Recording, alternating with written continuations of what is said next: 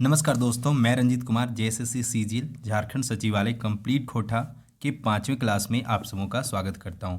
Friends, पुस्तक छाहर कहानी का आज हम तीसरा अध्याय देखेंगे। जो एक कहानी है, उस कहानी का शीर्षक है फ्रेंड्स, हम जियब कैसे। तो इस कहानी का हम अभी समरी देखेंगे हिंदी में, और उसके अलावा इस कहानी से क्या क्या प्रश्न बन सकते हैं उसे देखेंगे। फ्रेंड्स, इससे पूर्व 4 क्लासेस हो चुके हैं। यदि आप उन क्लासेस को नहीं देखे हैं तो आप बेझिझक हमारे प्लेलिस्ट विजिट करके उन वीडियोस को देख सकते हैं।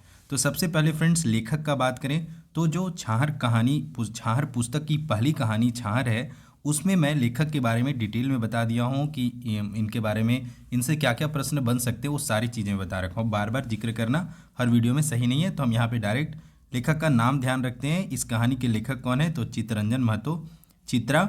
और इस किताब यानी छाहर किताब के भी लेखक कौन है, तो चित्तरंजन महतो चित्रा। फ्रेंड्स, हम जियब कैसे का अर्थ होता है मैं कैसे जिंदा रहूंगी या हम लोग कैसे जिंदा रहेंगे, तो इस चीज़ को समझना है। फ्रेंड्स, आते हैं आगे। यह कहानी जो है झारखंड में नक्सलवाद उग्रवाद से प्रभावित गांवों की समस्या को प्रदर्शित करता है, जिसमें गांव की समस्या को बताया गया, सॉल्यूशन के बारे में कोई जिक्र नहीं किया गया है। फ्रेंड्स, क्वेश्चन पूछने का तरीका ये होता है कि ज़्यादातर कहानी के पात्र ही जनरली यही पूछ लिया जाता है। अगर नॉर्मल क्वेश्चन सेट किया जाता है तो पात्र ही पूछ लिए जाते हैं कि हाँ महेश्वर की इस कहानी का पात्र है, तो आपको वहाँ पे आंसर करना है हम जियब कैसे। तो सबसे पहले हम पात्रों को एक बार ससरी नज़र से बता दे रहा हूँ। बाकी आपको कहानी जब आप पूरा पढ़ लेंगे तब जाकर जो इस कहानी के पात्र हैं, किरदार हैं, वो आपको क्लियर हो जाएगा। फिर भी एक बार आप देख लीजिए। इस कहानी में प्रमुख किरदार में फ्रेंड्स महेश्वर प्रमुख पात्र है, और ये है जो है रघुनाथ का गोतिया है या काका है, जो शहर में रहते थे और गांव घूमने आए थे। इन्हें पूरे कहानी में काका के रूप में दिखाया गया है, ठीक है। इसके अलावा जो दूसरा पात्र है वह रघुनाथ खुद है, और यह महेश्वर का भतीजा है, और वह मूरपा गांव में रहता था और महेश्वर का भतीजा है, ठीक है। तीसरा पात्र है, प्रमुख पात्र जो है सिस्टमैटिक दिए हुए हैं। प्रमुख पात्र तीसरा है चुनिया, यह डमरू की पत्नी है, और डमरू वह व्यक्ति है जो पुलिस नक्सल मुठभेड़ में मारा जाता है इस कहानी में। चौथा पात्र है पार्वती, यह महेश्वर की पत्नी है। पांचवा है डमरू, यह चुनिया का पति है। छठा है कर्मी, तो यह चुनिया की बेटी है। और ये अगला करेक्टर है फुलसरी, यह रघुनाथ की पत्नी है, और भंदरुआ रघु का बेटा है। तो ये और ये तो इम्पॉर्टेंट नहीं है, लेकिन फिर भी आपको ध्यान में रहना चाहिए कि भाई कहीं पूछ लिया तो मतलब एटलीस्ट ऑप्शन एलिमिनेट करने वाला थोड़ा नॉलेज होना चाहिए, ठीक है। कुछ प्रमुख बातें फ्रेंड्स, तो मूरपा जो है वह लुगु पहाड़ की तराई में बसा नक्सल प्रभावित गांव है। लेखक ने ऐसा बताया। लुगु पहाड़ आप देखेंगे तो कहाँ पे, बोकारो में है, ध्यान रखिए। और एमसीसी का जिक्र हुआ इसमें, मतलब नक्सल को एमसीसी के रूप में दिखाया। तो एमसीसी का पूर्ण रूप जानिए, मॉइस्ट कम्युनिस्ट सेंटर, और यह कब बना था, 1975 में। खैर यहाँ से नहीं आएंगे प्रश्न, लेकिन फिर भी ध्यान रखिए जीएस पेपर के लिए यह इंपॉर्टेंट है। अगला है लुगु पहाड़, तो बोकारो जिला में स्थित है और झारखंड का दूसरा सबसे बड़ा पहाड़ है। सबसे बड़ा पारसनाथ, उसके बाद यह दूसरा पहाड़ माना जाता है। और उसके अलावा संथाल जनजाति का यह धार्मिक स्थल है। हाल ही फिलहाल में यहाँ पे संथाल लोगों का धार्मिक सम्मेलन भी आयोजित किया गया था, जिसमें हमारे राज्य के मुख्यमंत्री भी शामिल हुए थे। चलिए, यह तो हुआ फ्रेंड्स इस कहानी के बारे में थोड़ा मतलब खाका इंट्रोडक्शन टाइप में। बाकी अब हम लाइन बाय लाइन पूरे कहानी को एज ए सारांश तो नहीं कहेंगे, लेकिन मैं सारांश लिखता हूँ, क्योंकि बहुत से जो आपस में छोटे छोटे डिस्कशन होते हैं जिसका कोई रोल नहीं है, उन्हें मैं स्कीप कर देता हूँ। तो फिर भी मैं कोशिश करता हूँ पूरे चीज़ों को हिंदी में आपको समझा दूँ, क्योंकि मैं कई बार रिपीट किया हूँ कि अगर आप खोटा भाषा में नहीं बोल पाते हैं, नहीं समझ पाते हैं, लेकिन यह जो एग्ज़ाम का जो अभी नेचर है वह क्या है कि डेटाबेस है। अगर आपको नॉलेज है, कहानी आपको समझ में आया है, आप क्वेश्चन को पढ़ लेते हैं, समझ लेते हैं, तो आप एग्ज़ाम में श्योर रहिए 90+ मार्क्स स्कोर कर सकते हैं। तो रीजनल लैंग्वेज से हड़बड़ाना नहीं है। आप हिंदी से कंपेयर करेंगे तो यहाँ पे क्या होता है कि जितने क्षेत्रीय भाषा होते हैं उनका जो होता है उसमें वर्क भी कम हुआ रहता है, तो पढ़ना भी आसान हो जाता है। तो चीज़ें जब आपके कंट्रोल में नहीं है तो उसको पॉजिटिव वे में लेना है। जब हमारे पास खोटा ही आ गया, नागपुरी ही आ गया, तो उसमें ही एक्सपर्ट बनना है, ठीक है। तो चलिए अब आते हैं हम जियब कैसे कहानी का सारांश। तो देखिए फ्रेंड्स, महेश्वर और पार्वती 10-15 दिन के लिए अपने गांव में रह रहे परिवार के अन्य लोगों, गोतिया, एक्चुअली महेश्वर और पार्वती शहर में रहते थे, और वह 10-15 दिनों का प्लान करते हैं कि अपने गांव में जो उनके गोतिया लोग रहते हैं, मतलब जो चाचा या फिर दादा, आपके जो दादा हैं, दादा के भाई, उनके बेटे, इस तरह के गोतिया होते हैं, तो जो गोतिया लोग रहते हैं उनसे मिलने के लिए शहर से गांव के लिए निकलते हैं। दिन में एक गांव होते हुए शाम के समय मुरपा गांव पहुंचते हैं, जो कि कहानी का प्रमुख गांव है।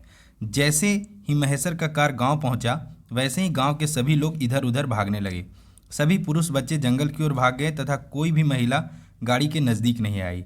अंत में महेश्वर, जो विवाह के बाद पहली बार अपनी पत्नी पार्वती, याद रखिए पार्वती के साथ गांव आए थे, स्वयं गाड़ी से उतरकर अपने भतीजा रघुनाथ के घर का दरवाज़ा खटखटाते हुए कहने लगे, रघु दरवाज़ा खोलो, मैं तुम्हारा चाचा महेश्वर हूँ। डरने की कोई बात नहीं है, मेरे साथ कोई पुलिस नहीं है। इसके बाद महेश्वर की पत्नी भी गाड़ी से उतरकर कहती है, ए गो रघु बहू भंदरुआ माई, एगो पितियाइन साइज मतलब चचेरी सास, आज तोहिन के खोजले आइन होन, और तोहिन 6 बजे मतलब शाम के 6 बजे भालू बंदर सियार कर डरे सब लुकाई गेला। मतलब कि वो कहती है कि शाम को 6 बज रहे हैं और तुम सब यहाँ से भाग रहे हो। तो समझिए फ्रेंड्स, पहला पैराग्राफ को मैं समझा देता हूँ। जब महेश्वर का गाड़ी गांव में पहुँचता है तो लोग एकदम अजीब सा मतलब भागने लग जाते हैं, सब इधर उधर भागने लग जाते हैं कि पता नहीं कौन आ गया। जितने पुरुष थे वह जंगल की तरफ जाके छिप जाते हैं, और औरत भी, जो औरतें थी गांव की, वह भी गाड़ी के पास आने से मतलब हिचक रही थी और डर रही थी।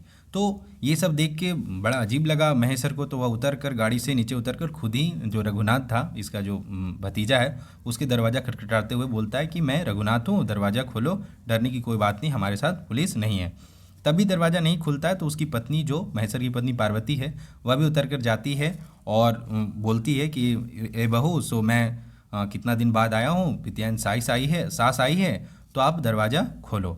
अब इसके बाद आगे कहानी में हम लोग देखते हैं। बहुत देर बाद आवाज़ पहचान कर रघु की पत्नी बाहर आती है और तुरंत घर के अंदर आने को कहती है। उसके बाद तीनों सास पुतोह गोड़ लगते हैं, मतलब जो रघु की पत्नी और उसके 2 मतलब बहू भी पुतोह, तो ये तीनों जो हैं वह महेश्वर और पार्वती को गोड़ लगते हैं, मतलब अपने काका काकी को।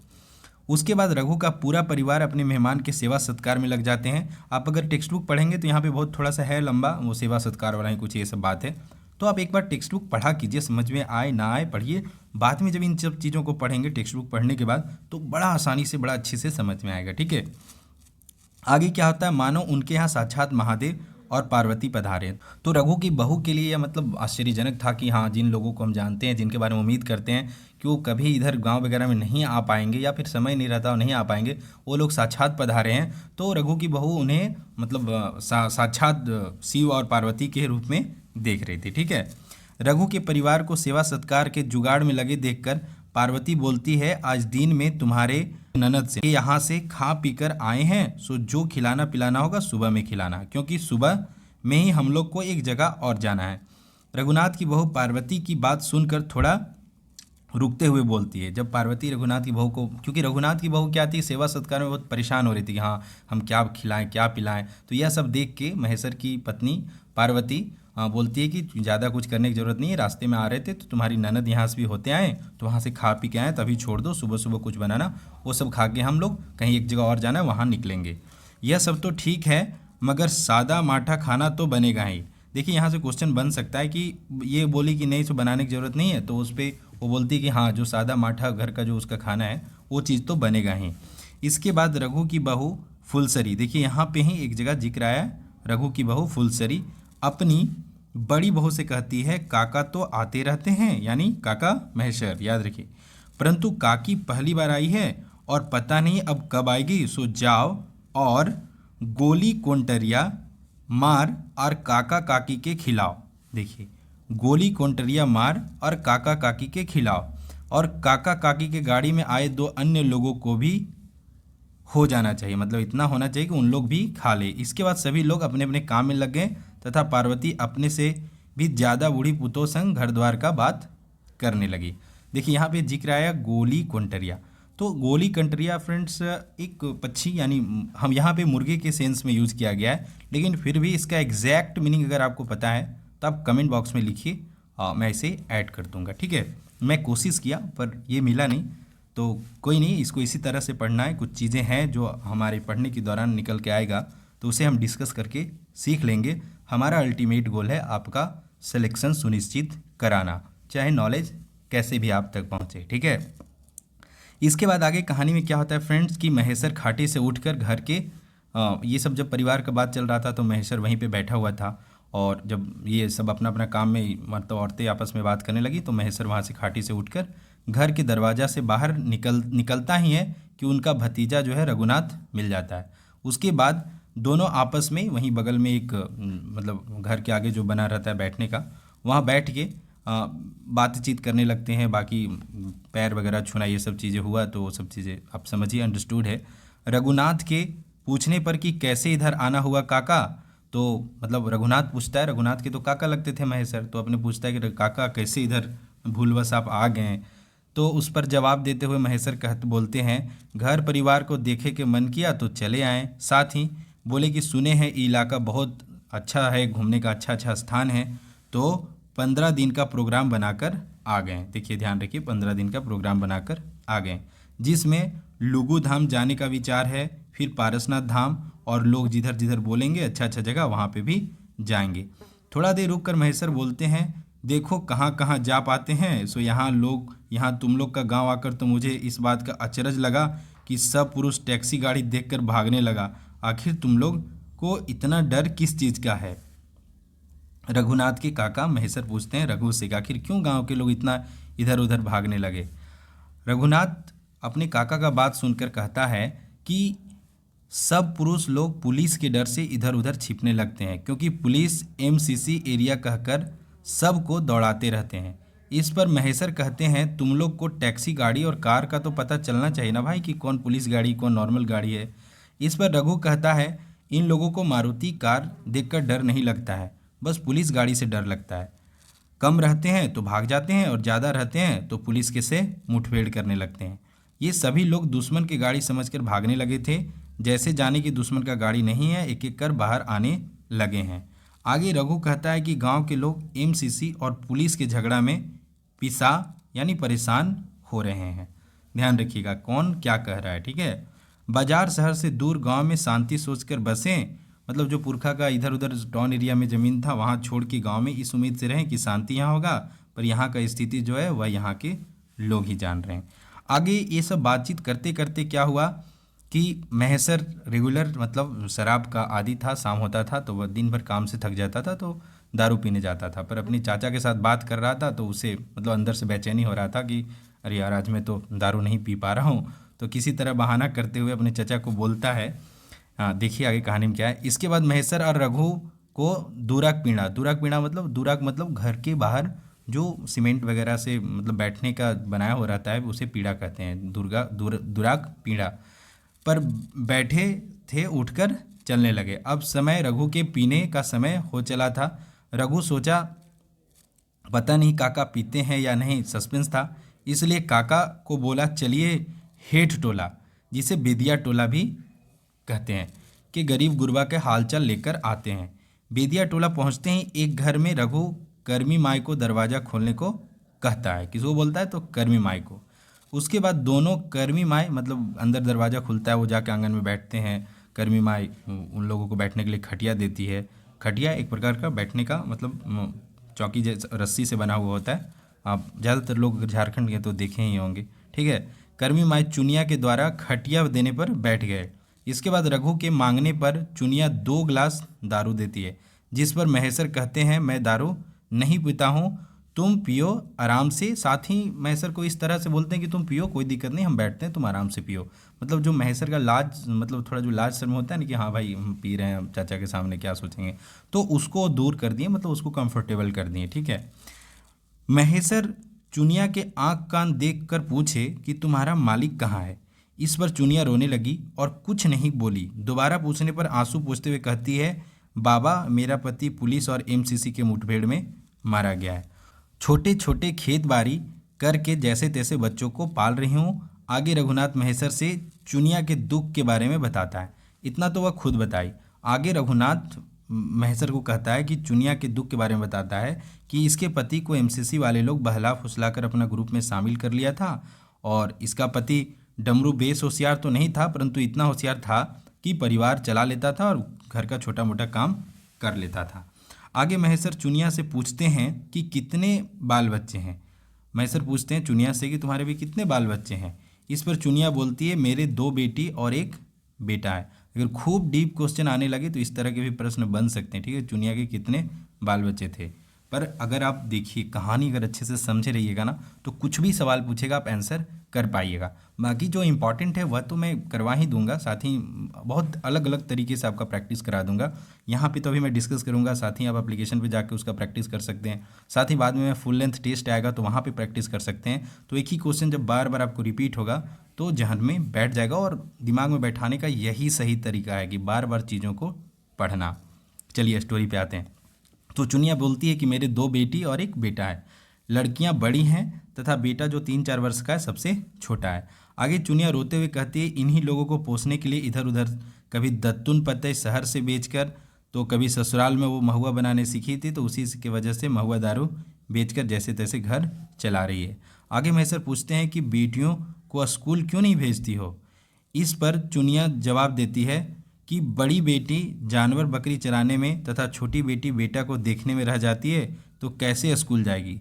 बड़ी बेटी बकरी पठरूल नहीं देखेगी तो कहाँ से बच्चों का कपड़ा लाता हो पाएगा, और छोटी बेटी बेटा को नहीं देखेगी तो बाजार नहीं जा पाएगी तो फिर घर का खाना कहाँ चलेगा। तो इस प्रकार से वह अपना समस्या महेश्वर को बताती है। आगे यह और बात को आगे ले जाते हुए बोलती है कि इस गांव के वैसे लोग जो थोड़े संपन्न हैं, जिनके पास थोड़े पैसे वगैरह हैं, बस उनके बच्चे ही तो पढ़ रहे हैं, बाकी सब मेरे ही जैसा हैं। इस प्रकार चुनिया ज्ञानी जैसा महेश्वर को ही ज्ञान देने लगती है। आगे कहती है कि आसपास ऐसा कोई घर भी नहीं है जहां मैं नौकरानी रहकर मैं अपने बच्चों को पढ़ा सकूं। साथ ही कहती है अगर मैं नौकरानी रहूंगी तो मेरे बच्चों को पढ़ाएगा कौन, देखेगा कौन। मतलब वो प्रॉब्लम गिना रही थी कि अगर मैं ये करूँ तो ये समस्या है, वो करूँ तो समस्या है। अपना बात अपना सब बोलती आगे बोलती है कि अपना सब लाज लज्जा छोड़कर किसी और व्यक्ति के साथ भी रह लूँ, मतलब किसी और व्यक्ति के साथ संबंध में रहे या फिर बिना शादीशुदा के किसी और के साथ रहने लगे, तब भी अगला व्यक्ति मेरे बच्चों को नहीं देखेगा।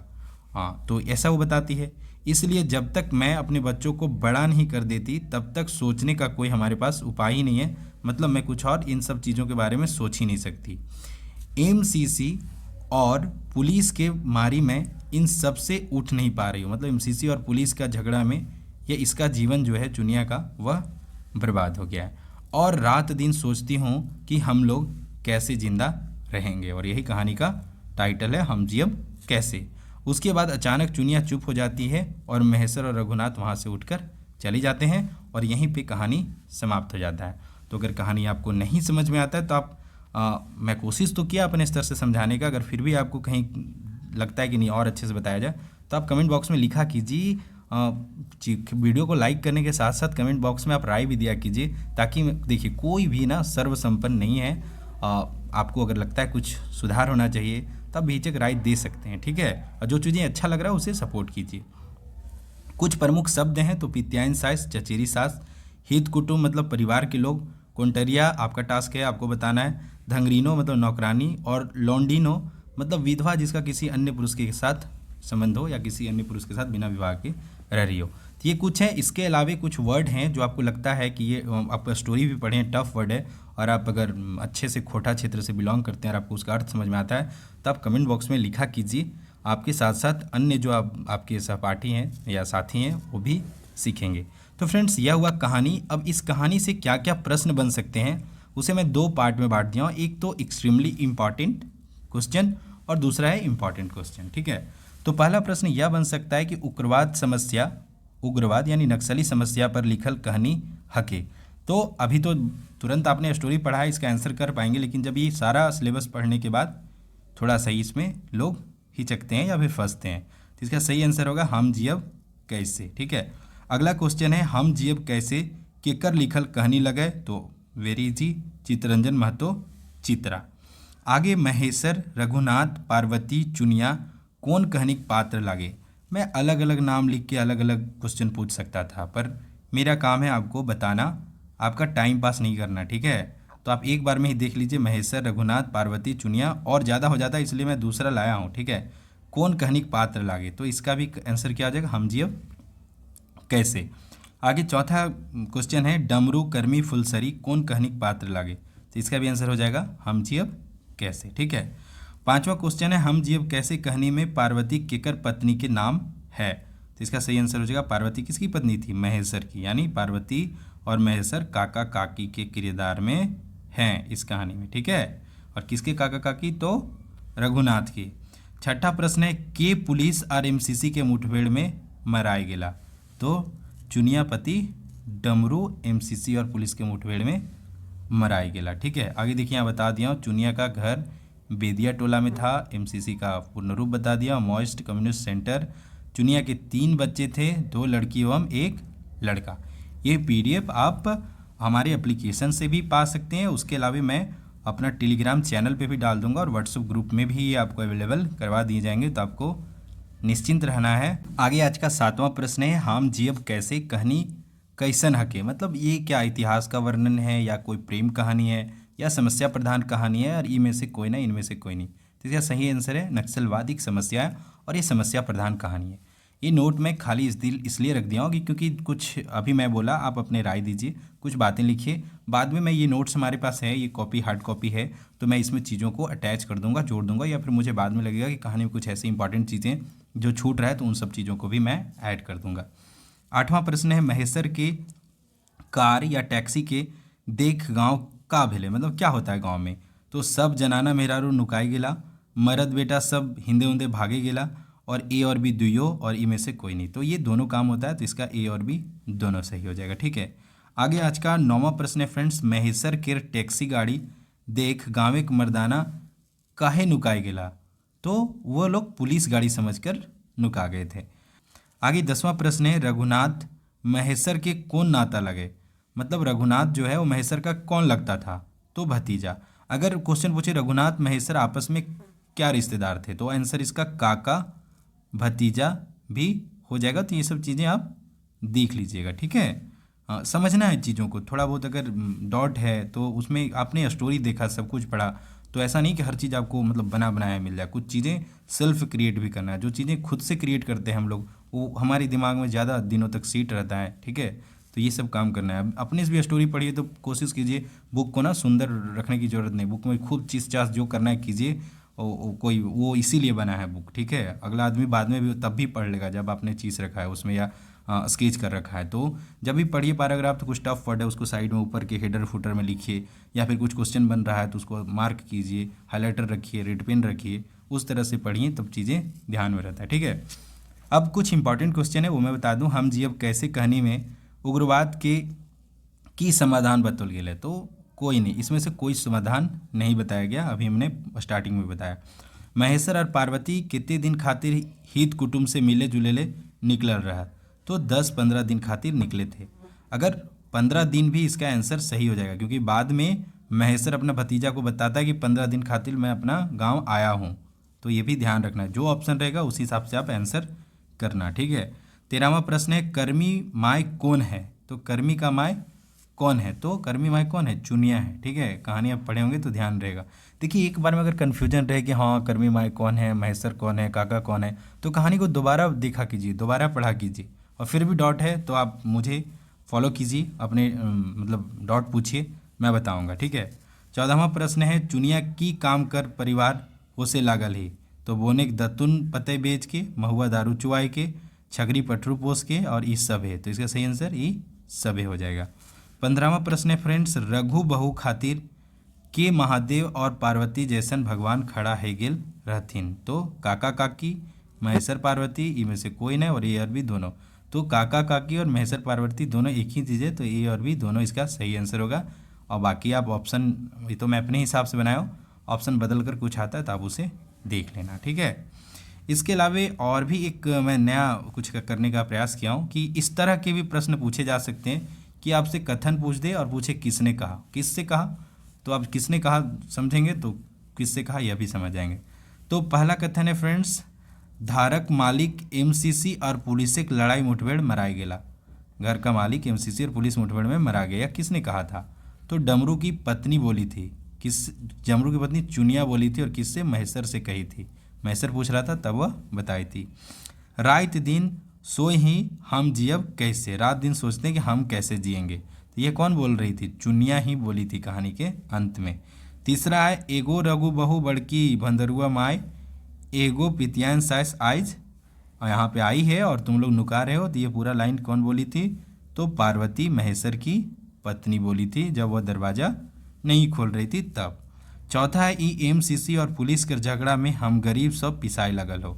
तो जब महेश्वर पूछा था अपने अपने भतीजा से, तो रघुनाथ बताया था। ये बात कौन बोला है? रघुनाथ।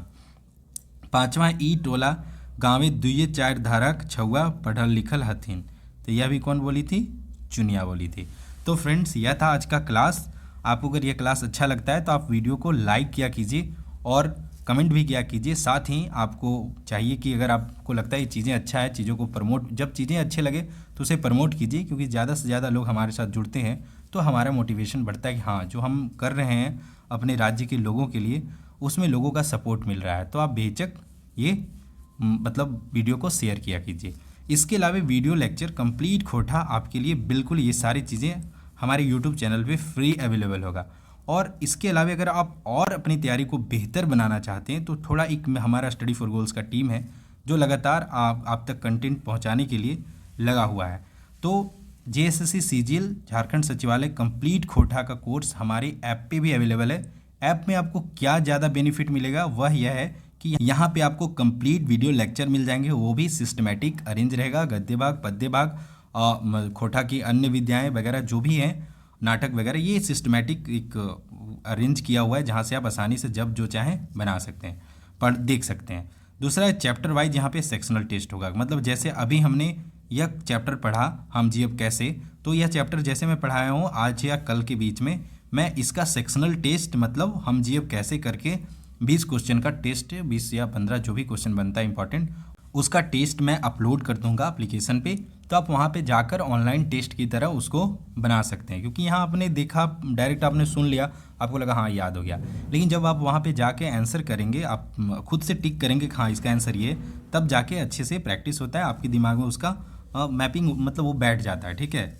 आगे है जो इसमें हैंड रिटेन PDF नोट्स भी यहाँ पे आपको एकदम सिलेबस के हिसाब से अरेंज किया हुआ, धीरे धीरे जैसे क्लासेस होते जाएंगे वहाँ पे आपको मिलता जाएगा। विगत वर्ष के प्रश्न अभी भी ग्रुप में दिए जा रहे हैं, और फुल जो है विगत वर्ष के दरोगा के एग्जाम में या JTET के एग्जाम में खोटा का प्रश्न कैसा था, यह भी, इसका भी एक सेक्शन है, यह भी बहुत जल्द वहाँ पे अपडेट कर दिया जाएगा, ताकि आपको पता चले कि JSSC या जैक वगैरह जो भी एग्ज़ाम लेता है खोटा का, वह किस प्रकार से क्वेश्चन बनाता है। साथ ही खोटा के 10+ फुल लेंथ टेस्ट, जिसमें से 100 क्वेश्चन जिस तरह से एग्ज़ाम में पूछे जाएंगे उसी तरह बेस्ड ऑन न्यू सिलेबस होगा, और यह भी आपको इसी कोर्स में दिया जाएगा। साथ ही डॉट क्लियरेंस के लिए हमने व्हाट्सएप ग्रुप बना रखा है, जहाँ पे आपको किसी प्रकार का डाउट है, कुछ अगर समस्या होता है तो आपस में भी आप डिस्कस कर सकते हैं, और मैं भी उस ग्रुप में कंटेंट जैसे फ्री होता हूँ वैसे डालते रहता हूँ। फ्रेंड्स, एक टीम है जो काम कर रहा है, तो स्टडी फॉर गोल्स को और बेहतर बनाने के लिए इसे थोड़ा चार्जेबल बनाया गया है, तो आप इसे पे कर सकते हैं। आप जनरली देखेंगे खोटा के आप कोई भी कोर्स उठा लो मार्केट में, वो 5000, 3000, 4000 इस तरह से है, तो हमने उतना ही इसे चार्ज रखा है, उतना ही चार्ज रखा है जितना आप दे पाएँ या झारखंड का हर बंदा इसे देने में सक्षम हो। और इसे एक और अलग साइकोलॉजी के रूप में आप ले सकते हैं कि जब हम किसी चीज़ के लिए छोटा ही अमाउंट पे करते हैं ना, तो उसे थोड़ा ये वसूलने वाला फीलिंग होता है, तो आप चीज़ों को थोड़ा ज़्यादा अच्छे से पढ़ते हैं। तो ये ज़रूरी है, इसे आप स्टडी फॉर गोल्स को और बेहतर बनाने के लिए आप एक सहयोग के रूप में देख सकते हैं। बाकी अगर किसी को इससे भी मतलब ऐसा भी स्थिति कि वो 500 भी पे नहीं कर सकता है, तो प्लीज़ कांटेक्ट कीजिए हमसे। मैं ये कोर्सेज़ लगभग फ्री ही अवेलेबल कराने का आपके लिए कोशिश करूँगा, पर वही जो सक्षम नहीं है उसके लिए यह है। बाकी जो सक्षम है वो पे कीजिए, स्टडी फॉर गोल्स को सपोर्ट कीजिए और कोर्स से जुड़िए, और अपने जो JSSC को लेकर प्रैक्टिस है उसे प्रैक्टिस कीजिए। ये बिल्कुल फ्री है स्टडी फॉर गोल्स के ऐप पे। यहाँ पे अभी 3-4 ही सेट अवेलेबल हैं, बाकी इस कंटेंट हमारे पास अवेलेबल है, इसे अपडेट किया जा रहा है, यह बिल्कुल फ्री है। तो यहाँ पे जाके आप करंट अफेयर सेक्शन को मजबूत कर सकते हैं। इसके अलावा JSSC CGL को लेके जो पेपर 3 है, जिसमें 150 प्रश्न होते हैं, और सब सेक्शन के कंप्यूटर, मैथ, रीजनिंग, साइंस और ये मतलब नॉर्मल GS और झारखंड GS का पेपर होता है, 150 क्वेश्चन का होता है। इसका टेस्ट अवेलेबल है, 10 फुल लेंथ टेस्ट है, और तीसरा टेस्ट आज ही अपडेट कर दिया जाएगा, तो यहाँ पे जाके भी आप फुल लेंथ टेस्ट दीजिए और देखिए कि आपका तैयारी किस स्तर पे आपकी 120+ मार्क्स, 120+ क्वेश्चन सही हो रहे हैं यानी। इसके अलावा हमारा जो करंट अफेयर था, यह झारखंड का पहला करंट अफेयर था, जिसमें day by day 1 liner Jharkhand के करंट अफेयर बताए गए थे। तो इसका अपडेट बहुत जल्द आएगा, लेकिन अब क्या है कि इसमें क्या है कि 1 जनवरी 2021 से लेकर लगभग 17 अगस्त 2021 तक के day by day one liner दिए गए हैं। 2020 के भी क्वेश्चन दिए गए हैं इसमें, साथ ही प्रैक्टिस सीट वगैरह भी 10 प्रैक्टिस सीट भी दिया गया है। तो क्या हो रहा था कि किताब हर जगह अवेलेबल नहीं हो पा रहा था, इसलिए मैं इसे अपने एप्लीकेशन पे भी अपलोड कर दिया हूँ। वहाँ पे भी जाके आप इसे परचेज कर सकते हैं, एज ए PDF के रूप में आप इसे पढ़ सकते हैं। ठीक है, तो फ्रेंड्स यह था आज का वीडियो, और कुछ और ज़रूरी बातें जो आपको बताना चाहिए था। इसके अलावा ये हमारा फेसबुक आईडी और इंस्टाग्राम आईडी और ट्विटर आईडी है। आप मुझे इंस्टाग्राम, ट्विटर, फेसबुक हर जगह फॉलो कर सकते हैं, और आपको किसी प्रकार का क्वेरी है आप पूछ सकते हैं। मैं अपने स्तर से बेस्ट आंसर देने का प्रयास करूँगा। तो फ्रेंड्स, हर दिन की तरह फिर रिपीट करता हूँ, बिना मेहनत का कुछ भी नहीं मिलता। अपने लाइफ का एक एक सेकेंड का महत्व समझिए, और अभी का जो दौर है उसे पढ़ाई में लगाइए। यकीन मानिए कुछ दिनों यानी 6 महीने 3 महीने की मेहनत से आपका एक लाइफ जो है सेट हो जाता है। मतलब आप इस स्तर पे आ जाते हैं कि मतलब आप फाइनेंशियली फ्री हो जाते हैं, या फिर ऐसे जगह पे पहुंच जाते हैं जहां से आप आगे और कुछ चीज़ें सोच सकते हैं। साथ ही जो आपका परिवार है, माता पिता है, वो जब उन्हें बस इतना ही लगता है कि हाँ बाल बच्चा, बेटा या बेटी का गवर्नमेंट जॉब हो गया तो चलो भाई मैं सक्सेसफुल हो गया। तो आपके सफलता में ना कितनों का सफलता जुड़ा हुआ है। तो प्लीज़ इधर उधर मूवी देखने, दिस दैट करने में, अरे दौर आएगा ना, जॉब हो जाएगा, बैठ के देखते रहना ना, कोई नहीं पूछेगा। अभी जो समय है उसमें पढ़िए, और ठगने वाली पढ़ाई नहीं, एकदम अपने आप के प्रति ऑनेस्ट होके पढ़िए। तो फ्रेंड्स, इस बाकी मैं हूँ, किसी प्रकार का डाउट है आप मुझसे कांटेक्ट कीजिए। मैं इसी प्रकार वीडियो में भी गाइड करने का कोशिश करूँगा। साथ ही अब जो है नंबर ऑफ़ वीडियोज़ बढ़ेंगे, और जो ज़्यादा से ज़्यादा मैं वीडियो बनाने का कोशिश करूँगा। आप अपने काम कीजिए, स्टडी फॉर गोल्स को सपोर्ट कीजिए, हमारे कंटेंट को शेयर कीजिए, और वीडियो को लाइक किया कीजिए ताकि हमारा मनोबल बढ़ा रहे। तो friends, all the best for your preparation and for your upcoming exams. जय हिंद, जय झारखंड एंड जोहार।